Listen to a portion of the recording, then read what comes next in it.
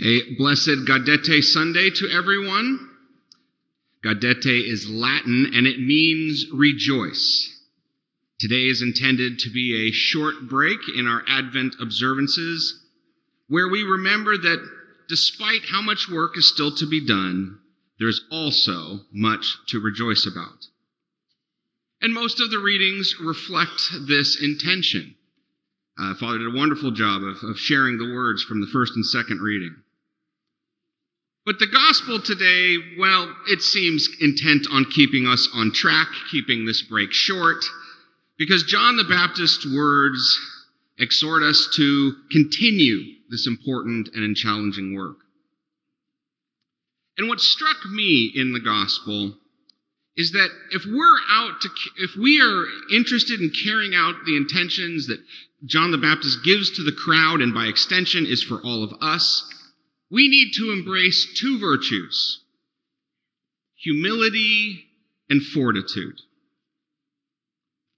Humility, because his response to everyone in the crowd is more or less the same. Do your job. Nothing more, nothing less. If you collect taxes, then just collect the taxes. Don't use that as an excuse to extort people. And this requires humility. We have to find that way to only do what we are called to do and not to be prideful and go beyond that. At the same time, whenever we're asked to do something on an ongoing basis, it requires fortitude. John isn't asking us just to do good tomorrow. The next time that somebody needs a cloak, give them a cloak. But every time in the future when we have stuff to give, to be charitable. So he's asking us to do good for the rest of our lives. And this requires fortitude. And as I was thinking about these two virtues, it occurred to me that humility and fortitude actually in some ways are a little bit opposed to each other. Now, most of us are aware that every virtue, there is a sin that is the opposite of it. I don't think it's hard for most people to know that when we talk about humility, its opposite sin is pride or arrogance. And for fortitude, the opposite is sloth. And this is a great thing to know when we're struggling with sin. We're struggling, we're a little worried about what to do, and this gives us a roadmap of what we should be trying to replace it with. If we're struggling with arrogance, we think we're the greatest thing that was, well, then we need to replace that with humility. But the problem with this sort of thinking is it's good at the beginning when we're starting to improve, but actually once we have gotten better, can maybe even lead us astray. Because once we've made progress on this sin, we're not likely to regress back to the same sin.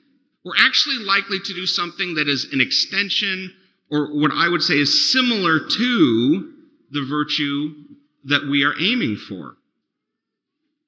So by way of example, a person focused on fortitude, I don't think that they're likely to go back to sloth.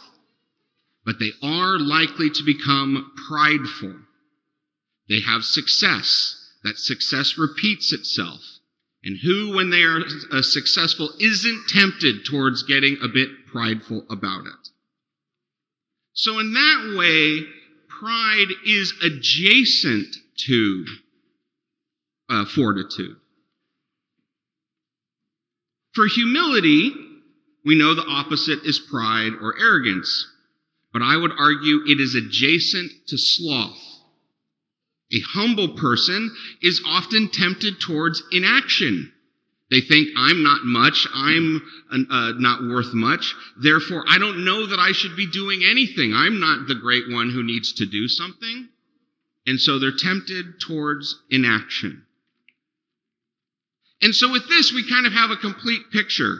On the one hand, we have humility, which is adjacent to sloth, but sloth is the opposite of fortitude. And fortitude is adjacent to pride. which again is the opposite of humility. And this is why between the two of them, the humility and fortitude, they are a little bit in opposition to each other. If we take the lesson from today and said, what I need to focus on is humility, we will be tempted towards sloth, which is the opposite of fortitude. And if we focus on fortitude, we're going to be tempted towards pride, which is the opposite of humility. I don't have a clever solution to this problem other than to recognize that it's real so that we can be aware of it. But I also want to remind all of us that we as Christians are called to being open to doing more than one thing. And actually, this is more in contrast to the secular world than sometimes we think. The secular world wants us to choose, to pick sides. We just finished a contentious election, and everybody wanted to know, are you a Democrat or are you a Republican? Those were the two options. Those were your only two choices. All those small little political parties, they can just pretend they don't exist. Are you a capitalist or a socialist? Libertarian or authoritarian? Individualistic or collectivist? We are constantly being asked to pick sides. What are you? And let me just say that I believe there are few things the devil enjoys more than to deceiving us into creating a false dichotomy and then compelling us to pick sides. He loves division. And anytime he can create a false division that divides us anyway, he feels great about it. And this is so in contrast to what God wants for us. In his very nature, he shows himself to be different. He is uniting things that seem opposed and making them one. Our God is both three separate persons, and those three separate persons are united in one God. Jesus Christ is both fully God, perfect as God is, but he is also fully man with our lowliness. God resolves conflict. He doesn't create it. And so today, as we focus on fortitude and humility, John the Baptist is imploring us to the same ideals.